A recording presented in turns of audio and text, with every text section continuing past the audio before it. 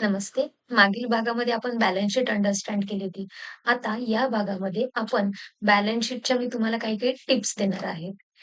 जर तुम्ही बिझनेसमन असाल, तर ह्या टिप्स मी ज्या देत आहे, त्या तुम्ही क्रॉस व्हेरिफाय करा, की तुमच्या अकाउंटंटनी ह्या सगळ्या गोष्टी केलेल्या आहेत का? फॉलो केलेल्या आहेत का? आणि जर तुम्ही स्वतः अकाउंटंट असताल, तर तुम्ही हे बघा, की ह्या टिप्स जी वापरून मी बॅलन्स शीट प्रिपेअर केली आहे का? जेणेकरून तुमचं financial position balance sheet profit and loss account हे ट्रू अँड फेअर दिसेल. जास्तीत जास्त ॲक्युरसी तिथे मेंटेन्ड होईल. तर बॅलन्स शीट ही आपल्याला नेहमी 31 मार्चला बनवावी लागते आपल्या भारतामध्ये. बॅलन्स शीटमध्ये तुम्हाला माहिती आहे ॲसेट्स असतात, ज्या तुमच्या लायबिलिटीज आणि कॅपिटलच्या बरोबरीने असतात. ह्या दोन्ही मॅच होतात. जर तुम्ही कुठलं अकाउंटिंग सॉफ्टवेअर वापरत असाल, तर तुम्ही एक जर्नल एंट्री केली, तर तुमची ऑटोमॅटिक ही बॅलन्स शीट तयार होऊनच तुमच्या समोर येते. त्यामुळे आता assets is equal to liabilities आणि कॅपिटल हे ऑटोमॅटिकली सॉफ्टवेअरनेच तुम्हाला कॅल्क्युलेट करून दिलेलं असेल. तर यामध्ये लायबिलिटीमध्ये काय-काय दिसतं तुम्हाला? Capital, loan, creditors, outstanding expenses आणि ॲसेट्समध्ये काय-काय दिसतं? तर cash, bank, stock, debtors, machinery, building. आता यामध्ये महत्त्वाचं काय तुम्हाला बघायचं आहे, तर लायबिलिटीला जे दिसतात तुम्हाला हेच वेगवेगळे लेजर्स किंवा वेगवेगळे ग्रुप्स दिसतात. तर ह्यांचा सगळ्यांचा हा क्रेडिट बॅलन्स असला पाहिजे. आणि ॲसेट्समध्ये जे दिसतात ते त्याचा सगळ्याचा डेबिट बॅलन्स असला पाहिजे. कुठलाही तुमचा बॅलन्स हा निगेटिव्ह झालेला नसला पाहिजे. जर निगेटिव्ह झाला असेल इन केस बाय मिस्टेक कॅशचा बॅलन्स तुमचा निगेटिव्ह झालाय, मायनसमध्ये दिसतोय तुम्हाला बॅलन्स शीटमध्ये. तर तुम्ही ते लेजर स्क्रुटिनाइज करा, की अशी कुठली एंट्री चुकीची एंट्री पडली आहे किंवा डबल एंट्री पडली त्यामुळे तो बॅलन्स हा निगेटिव्ह झालेला आहे. ह्यामुळे हे जर बॅलन्सेस तुमचे निगेटिव्ह झाले असतील तर हे रॉंग इम्प्रेशन पडतं आणि तुमची कुठलीतरी अकाउंटिंग करताना मिस्टेक झालेली आहे, हे लक्षात येतं. आणि नंतर तुमची लायबिलिटी साइड आणि ॲसेट साइड ही मॅच झाली पाहिजे. नंतर इन केस कधी तुमचं ग्रुपिंग चेंज झालं असेल, म्हणजे डेटर्स चुकून लायबिलिटी साइडला तर नाही ना गेले किंवा लायबिलिटी साइडचं एखादं क्रेडिटर चुकून ॲसेट साइडला त्याचं ग्रुपिंग तर नाही ना झालेलं, ते पण तुम्ही क्रॉस व्हेरिफाय करा. जेणेकरून त्याची ॲक्युरेट तुम्हाला बॅलन्स शीट मिळेल आणि ट्रू आणि फेअर पोझिशन फायनान्शियलची मिळेल. आता स्टेप बाय स्टेप आपण बघूया. Start with a clean trial balance. तुमचा ट्रायल बॅलन्स हा ऑटोमॅटिकली तुमचा जनरेटच होतो. पण तुम्ही त्यामध्ये डेबिट आणि क्रेडिटमध्ये काही डिफरन्सेस आहेत का ते व्हेरिफाय करा. हे का करायचं? तर recheck all ledger balances before preparing the balance sheet. Unbalanced books is equal to incorrect balance sheet.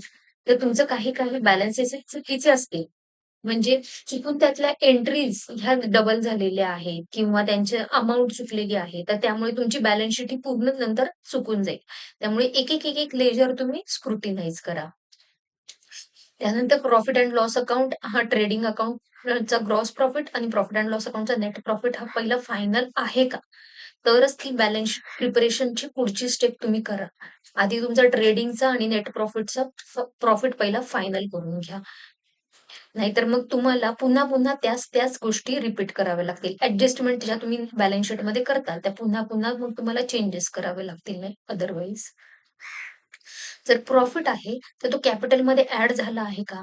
आणि जर लॉस आहे, तर तो कॅपिटलमधनं मायनस झालेला आहे का? हे चेक करा. शेवटी सेकंड स्टेपमध्ये तुम्ही स्टॉकची व्हॅल्यू ही करेक्ट आहे का हे बघा. कारण का स्टॉक हा खूप इम्पोर्टंट घटक असतो. तो डायरेक्टली तुमच्या बॅलन्स शीटची पोझिशन, फायनान्शियल पोझिशन्स ही पोझिशनला रिफ्लेक्ट करतो. म्हणून स्टॉक तुम्ही फिजिकली पण व्हेरिफाय करा आणि ॲक्चुअली तो आहे का? तो तेवढाच मांडलेला आहे का? ते चेक करा. List out all assets. आता करंट असेट्स आणि फिक्स्ड असेट्स यांचंही ग्रुपिंग व्यवस्थित आहे का ते चेक करा. करंट असेट्स म्हणजे काय? तर त्या ज्या तुमच्या 12 महिन्यापेक्षा कमी कालावधीसाठी 12 महिन्यामध्ये ज्या रिअलाईज होणार असतात. तर अशा ज्या लेजर्स असतात, तर त्या सगळ्या तुमच्या असतात करंट असेट्स. आणि ज्या 12 महिन्यापेक्षा जास्त तुम्ही बिझनेसमध्ये युटिलाइज करता, ॲप्लाय करता, तर त्या असतात तुमच्या फिक्स्ड असेट्स. तर त्यांचं ग्रुपिंग बरोबर झालेलं आहे का ते चेक करा. जेणेकरून तुम्हाला जे नंतरचे जे रेशोज कॅल्क्युलेट करायचे असतात, तर ते त्यावरून ते ॲक्युरेट येतील. ह्यामध्ये एक सगळ्यात महत्त्वाचं deduct depreciation from fixed assets every year to show true value. डेप्रिसिएशनची ॲडजस्टमेंट ही असेट्सची केली आहे का? आणि ती बरोबर केली आहे का? पिरियड की जेवढ्या पिरियडसाठी ती ॲक्चुअली बिझनेसमध्ये होती. जे कधी-कधी बिझनेसमध्ये इन मध्ये पिरियडच्या मध्ये म्हणजे कधी-कधी 6 महिने, 3 महिनेच ती यूज केलेली असते. अगदी वर्षाच्या शेवटी-शेवटी ती इंट्रोड्यूस केलेली असते. तर त्या स्पेसिफिक पिरियडसाठीच डेप्रिसिएशन दिलेलं आहे ना, पूर्ण वर्षभरासाठी तर नाही ना चार्ज केलं, हे चेक करा.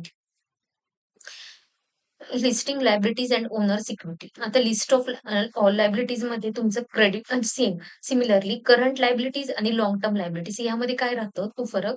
तर करंट लायबिलिटीज ह्या 12 महिन्याच्या आत तुम्हाला रिपेड करायला लागतात. लाँग टर्म लायबिलिटीज ह्या तुम्हाला 12 महिन्यापेक्षा जास्त कालावधी नंतर तुम्हाला रिपेमेंट करावं लागतात. आता यामध्ये काय-काय येतं? करंट लायबिलिटीजमध्ये creditors, outstanding expenses, bills payable, short term loans आणि लाँग टर्म लायबिलिटीजमध्ये काय-काय येतं? तर bank loans, secured loans, mortgage liabilities ह्या वर्षानुवर्ष तुमच्या बॅलन्स शीटमध्ये दिसत राहतात. तुम्ही थोडं, थोडं, थोडं दरवर्षी रिपेमेंट करत राहता. पण रिपेमेंट शेड्यूल तुम्ही जर बघताल, तर त्याचं 12 महिन्यापेक्षा जास्त दिसतं. मग याचं ग्रुपिंग बरोबर झालं आहे का? हे लाँग टर्ममध्ये गेलेलं आहे आणि सगळ्या गोष्टी या करंटमध्ये आलेल्या आहेत. हे चेक करा. पुन्हा ह्याचं ग्रुपिंग का महत्वाचं आहे, तर तुम्हाला जर का पुढे फायनान्शियल पोझिशनवरनं काही रेशोज जर तुम्हाला पुढे रिप्रेझेंट करायचे असतील, तर हे रेशोज हे प्रॉपरली कॅल्क्युलेट होतील. त्या रेशोजच्या बेसिसवरती तुमचं पुढे लोन सँक्शन वगैरे अशा गोष्टी ठरल्या जातात. डोंट फॉरगेट अक्रूड एक्सपेन्सेस और प्रोव्हिजन्स लाइक टॅक्स और इंटरेस्ट पेएबल. आता करंट लायबिलिटीजमध्ये तुमच्या ज्या काही अक्रूड प्रोव्हिजन्स किंवा एक्सपेन्सेस आहेत. म्हणजे प्रोव्हिजन्समध्ये काय-काय येईल तुमचं, तर अ, सपोज तुम्हाला ऑडिट फीज द्यायची आहे. तर मागच्या वर्षी तुमची किती ऑडिट फीज होती, तर त्याच्यावरती तुम्ही 10% ॲड करून तुम्ही साधारण त्याची प्रोव्हिजन केली आहे का? हे एक एक्झाम्पल झालं ऑडिट फीज. अशा वेगवेगळ्या प्रकारच्या फीज तुम्हाला द्यायच्या असतील, ज्याची तुम्ही सर्व्हिस तर यावर्षी घेतली पण पेमेंट तुम्ही पुढच्या वर्षी करणार आहे. तसंच अक्रिव्ड एक्सपेन्सेस म्हणजे काय? तर एखादी सॅलरी आहे, ती सॅलरी तुम्ही पुढच्या वर्षी 5 तारखेला देणार आहे किंवा रेंट आहे, ते पुढच्या वर्षी 5 तारखेला पुढच्या महिन्यामध्ये किंवा 5 तारखेला देणार आहात. तर अशा गोष्टी तुम्ही या बॅलन्स शीटमध्ये इन्कॉर्पोरेट केल्या आहेत का? चेक करा. जेणेकरून ती actual balance sheet, accurate balance sheet तुमची दिसेल. Show owners equity capital. Start from opening capital. Add net profit during the year. Less drawings money withdrawn by owner. जर तुम्ही प्रोप्रायटरशिप किंवा पार्टनरशिपचं अकाउंटिंग करत असाल, तर कॅपिटल अकाउंटचा बॅलन्स तुम्ही ब्रॉट फॉरवर्ड बरोबर केला आहे का मागच्या वर्षीच्या प्रमाणे? त्यानंतर ह्या वर्षीचा जर नेट प्रॉफिट असेल, तर तुम्ही ॲड केलाय का? लॉस असेल तर लेस केलाय का? आणि महत्त्वाचं ड्रॉइंग्स म्हणजे बिझनेसनी काय ओनरनी जर का काही पर्सनल एक्सपेन्सेस हे बिझनेसमधून केले असतील, तर ते त्यातून वजा केलेले आहेत का? हे चेक करा. This shows how much a business is worth to the owner. म्हणजे ॲक्चुअली बिझनेसमध्ये बिझनेसची वर्थ काय आहे? म्हणजे बिझनेसची ॲक्चुअली आता पोझिशन काय आहे? ही तुम्हाला दिसेल. Ensure both sides match. तर तुम्ही सॉफ्टवेअर करत असताल आणि सगळ्या ड्युअल अकाउंटिंग सिस्टम प्रमाणे इफेक्ट डेबिट, क्रेडिट बरोबर दिले असतील, तर ऑटोमॅटिकली तुमचे टोटल ॲसेट्स ह्या लायबिलिटी आणि कॅपिटलच्या बरोबरीने दिसतील. If total don't match, recheck depreciation, stock, outstanding entries. They are often the cause of imbalance. जर इन केस काही तुमचा हे मॅच होत नसेल, तर तुम्ही पुन्हा एकदा डेप्रिशिएशन, स्टॉक, आउटस्टँडिंग एंट्रीजचे डबल इफेक्ट दिलेत का हे चेक करा. जर तुम्ही सॉफ्टवेअर यूज करत असाल, तर ऑटोमॅटिकली जर्नल एंट्रीज पास करताना तो डबल इफेक्ट घेतो. अदरवाईज तो एंट्री ही सेव्ह करत नाही. Professional tips from chartered accountant. Reconcile all bank accounts before finalizing. Avoid mismatch in a bank balance. तुमचं जे काही बँकेचा स्टेटमेंटचा बॅलन्स आहे आणि तुमच्या बुक्समध्ये जो बॅलन्स आहे तो मॅच आहे का हे चेक करा. जर नसेल तर रिकन्सिलिएशन स्टेटमेंट हे तुम्ही नोट्समध्ये किंवा त्याचं वर्किंग तुम्ही तयार करून ठेवलेलं आहे सपोर्टिंग डॉक्युमेंटमध्ये हे चेक करा. आउटस्टँडिंग एक्सपेन्सेस, इन्कम्स हे करेक्टली तुमच्या प्रॉफिट लॉसमध्ये इफेक्ट झालेला आहे का? म्हणजे जेणेकरून तुमचा प्रॉफिट हा तेवढ्याने डिक्रीज, इन्क्रीज जो काही होणार आहे तो झालेला आहे हे चेक करा. डेप्रिसिएशन हे त्या इयरचं तुम्ही चार्ज केलेलं आहे का चेक करा. बरोबर रेट त्याचा बरोबर अप्लाय केलेला आहे का तो चेक करा. नंतर त्याचा पिरियड, त्या पर्टिक्युलर पिरियडसाठीच डेप्रिसिएशन चार्ज केलंय ना 6 महिन्यासाठी, वर्षभर जर ॲसेट ही 6 महिन्यासाठी, 3 महिन्यासाठी यूज केली असेल, लेस दॅन 180 डेज यूज केली असेल बिझनेसमध्ये, तर मग हाल्फ डेप्रिसिएशन चार्ज केलंय का? जर पूर्ण वर्षभरासाठी केली असेल, मोर दॅन 180 डेज केली असेल, तर पूर्ण डेप्रिसिएशन चार्ज केलाय का ते बघा. Create provision tax, doubtful debts etcetera. म्हणजेच तुम्हाला जे काही टॅक्सेशन रिलेटेड लीगल लायबिलिटी ज्या तुम्हाला पे करायला लागणार आहेत इन फ्युचर, त्या तुम्ही ॲक्चुअली त्याच्या सगळ्याच्या प्रोव्हिजन्स तुम्ही केल्या आहेत का ते चेक करा. Verify loan interest and repayments. Generally लोनवरती जे काही इंटरेस्ट आपल्याला अक्रिव्ह झालेले आहेत किंवा द्यायचे आहेत पुढच्या महिन्यामध्ये, त्याची प्रॉपरली ॲडजस्टमेंट केलेली आहे का ते बघा.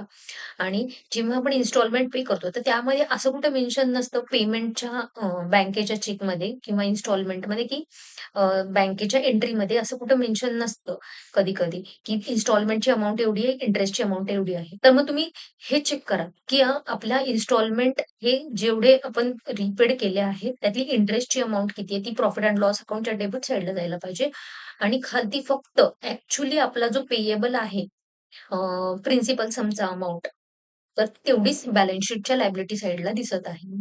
हे तुम्ही कुठून क्रॉस व्हेरिफाय करू शकता? तर बँकेकडून बँकेतून तुम्ही लोन घेतलेलं आहे, तर त्यांच्याकडून तुम्ही स्टेटमेंट मागवू शकता आणि त्याचा क्लोजिंग बॅलन्स आणि तुमच्या बुक्समधला क्लोजिंग बॅलन्स हा मॅच आहे का?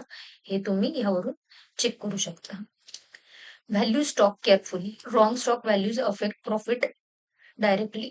जर स्टॉकची व्हॅल्यू ही तुमची चुकीची असेल, तर आत्ताचाही तुमचा क्लोजिंग स्टॉक चुकणार आणि त्या प्रॉफिट अफेक्ट होणार आणि पुढच्या वर्षी तुम्ही तोच ओपनिंग स्टॉक म्हणून कन्सिडर करणार. तर तो पुढच्या वर्षीच्या प्रॉफिट अँड लॉस अकाउंटवरती सुद्धा तुम्हाला तेवढाच इफेक्ट येणार. Value stock don't mix personal and business assets. बिझनेसशी रिलेटेड खर्च हे त्या वेळच्या बॅलन्स शीटमध्ये ठेवा आणि स्वतःचं पर्सनल एक्सपेन्सेस म्हणजे तुमचे जे काही स्वतःचे खर्च, तुमचे स्वतःचं रेंट असेल, इलेक्ट्रिसिटी बिल असेल किंवा तुम्ही स्वतःसाठी ट्रॅव्हलिंगसाठी काही खर्च केले असतील, तर हे एक्सपेन्सेस हे तुमच्या ड्रॉइंग्समध्ये जाऊ द्यात. जेणेकरून बिझनेसचा प्रॉफिट हा ॲक्चुअल प्रॉफिट तुम्हाला दिसेल. Keep supporting documents ready. आता सपोर्टिंग डॉक्युमेंट्स म्हणजे काय? तर बॅलन्स शीटमध्ये किंवा जर्नल एंट्रीमध्ये सगळ्याच गोष्टी आपल्याला लिहिता येत नाही. त्याच्यामागे भरपूर सारं कॅल्क्युलेशन असतं, वर्किंग असतं. तर हे सगळं तुम्ही व्यवस्थित फाईलमध्ये सॉफ्ट कॉपी असेल, तर सॉफ्ट कॉपीमध्ये व्यवस्थित ठेवलेलं आहे का? किंवा जर का हार्ड कॉपी असतील तुम्हाला त्याची कॅल्क्युलेशनचं तुम्ही काही स्टेटमेंट्स असतील, तर ते तुम्ही व्यवस्थित फाईलमध्ये ॲक्चुअली फिजिकल फाईलमध्ये ठेवलेलं आहे का? हे ते चेक करा. कारण इन फ्युचर तुम्हाला जर का कोणाला एक्सप्लेन करायचं झालं, ऑडिटरला किंवा कुठल्या थर्ड पार्टीला एक्सप्लेन करायचं झालं, तर तुम्हाला सगळं रेडी रेडी डेटा अवेलेबल तुमच्याकडे असेल. रिव्ह्यू रेशोज, करंट रेशो, डेब्ट रेशो हे तुम्हाला कशासाठी उपयोगी येतं? तर तुमची बिझनेसची लिक्विडिटी आणि स्टॅबिलिटी. लिक्विडिटी म्हणजे काय? तर बिझनेस म्हणजे मध्ये किती इझिली कॅश जनरेट होते आणि किती इझिली ते रिपेमेंट करू शकतात. तर ही पोझिशन जी आहे तुमची खेळती कॅश किती राहतीये ना, ही लिक्विडिटी तुम्हाला सांगते.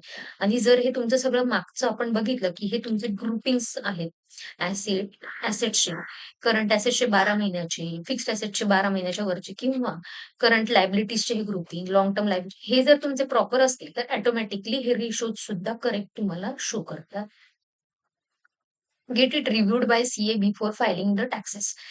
पुन्हा एकदा तुम्ही व्हेरिफिकेशन हे एका प्रोफेशनल चार्टर्ड अकाउंटंट कडनं करून घ्या. जेणेकरून तुम्हाला एक्सेस कुठे तुम्ही टॅक्स तर नाही ना पे करत किंवा कमी टॅक्स पण पण नाही ना पे करत हे तुम्हाला कळेल. कमी टॅक्स पे करत असाल तरी सुद्धा तुम्हाला इन फ्युचर विनाकारण तुम्हाला इंटरेस्ट आणि पेनल्टी ही पे करावी लागेल. एक सिम्प्लिफाईड बॅलन्स शीट आपण बघूया. बॅलन्स शीट ही आपली स्टँडर्ड फॉर्मॅटमध्ये दिसते. कॅपिटल आहे 5,00,000, net profit 80,000, drawings 30,000, creditors 1,00,000, bank loan 70,000, outstanding rent 10,000, total 6,30,000. ॲसेट्समध्ये cash in hand 40,000, bank balance 60,000, debtors 1,20,000, stock 1,50,000, furniture 80,000, building 2,10,000, total 6,30,000. Both sides are equal. आता तुम्हाला इथे लक्षात आलं का? इथे कोणतीही अशी निगेटिव्ह अमाउंट ड्रॉइंग्स हे लेस करतो आपण बिझनेस ह्याच्यातून आणि नेट अमाउंट ही दाखवतो. पण अशी या व्यतिरिक्त अजून कोणतीही अमाउंट अशी इथे किंवा इथे कोणतीही निगेटिव्ह अमाउंट तुम्हाला दिसत नाही. जर तुमच्या बॅलन्स शीटमध्ये असं दिसत असेल, एखादी अमाउंट ही निगेटिव्ह दिसत असेल, म्हणजे ती जर का मायनस होत पण नसेल एक कॅपिटल अकाउंटमधनं त्या ह्याच्यामधून पर्टिक्युलर ग्रुपमधून, तर अशा वेळेस तुम्ही त्या लेजरचं चेकिंग थरली चेकिंग करा. आता यातून काय कळतंय बघा. From the above balance sheet mister Rohan can see he owes assets worth rupees 6,30,000 म्हणजे 6,30,000 तर त्याच्याकडे टोटल असेट्स आहेतच. He owes 1,80,000 to outsiders loan plus credit. म्हणजे तो बाकीची देणी त्याची इन फ्युचर देणी किती आहेत आउटसाइडर लोकांची 1,00,000 प्लस 70,000 प्लस 10,000 टोटल 1,80,000 ही त्याची देणी आहे. His net worth capital is 4,50,000. 4,00,000 net worth म्हणजे कशी त्यांनी कॅल्क्युलेट केली 5,00,000 प्लस 80,000 मायनस 30,000 ह्या तिन्हीतून व प्लस मायनस करून जी काही फायनल अमाउंट आली ती झाली त्याची नेटवर्थ म्हणजे ते त्याचं झालं कॅपिटल थोडक्यात. ते त्याचं स्वतःच्या पॉकेटमधून गुंतवलेलं भांडवल बिझनेसमध्ये. The business is financially healthy and profitable. आता इथे जर का नेट प्रॉफिट 80,000 आलेला आहे, तर हा बिझनेस नक्कीच फायनान्शियली गुड आहे. चांगला ग्रोइंग बिझनेस आहे, असं आपल्याला सांगता येईल. Last advice, your balance sheet is like your business health report. Prepare it carefully, review it regularly, and it will tell you how strong or weak your business really is. जसं तुम्ही एखाद्या डॉक्टरांकडे गेला, तर मग डॉक्टर तुमचं तुमचं स्वतःचं तुमचं फिजिकल कंडिशन कशी आहे, म्हणजे तुमची हेल्थ कशी आहे याचा रिपोर्ट देतं. तसंच ही बॅलन्स शीट ही तुमच्या बिझनेसची हेल्थ कशी आहे, किती बिझनेस ग्रोइंग आहे, का इथेच डिस्कंटिन्यू करायला पाहिजे, हे सांगत असतं. तर बॅलन्स शीट ही नेहमी प्रत्येक गोष्ट त्यातली व्हेरिफाय करा. जेणेकरून तुम्हाला त्यातले काय-काय स्ट्रॉंग पॉइंट्स आहेत, काय-काय वीक पॉइंट्स आहेत हे कळतील आणि तुम्हाला कुठे-कुठे ॲक्शन घ्यायला पाहिजे हे सुद्धा तुम्हाला कळेल.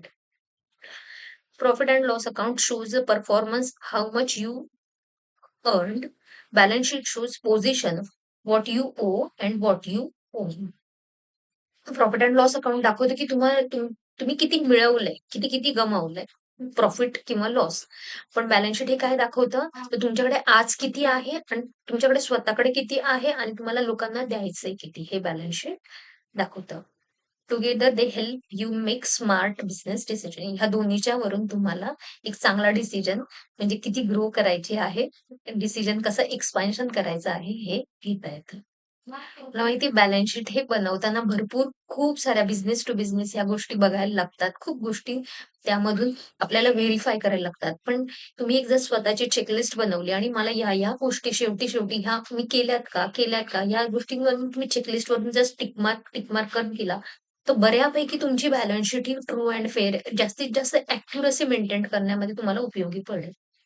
पण ह्या व्यतिरिक्त अजून काही डिटेलमध्ये माझ्या नेचर ऑफ बिझनेस प्रमाणे मला काय-काय आणखीन डिटेलमध्ये माहिती तुम्हाला हवी असेल, तुम्ही मला या ईमेल आयडीवरती कॉन्टॅक्ट करू शकता. मी नक्की हेल्प करेन. Thank you.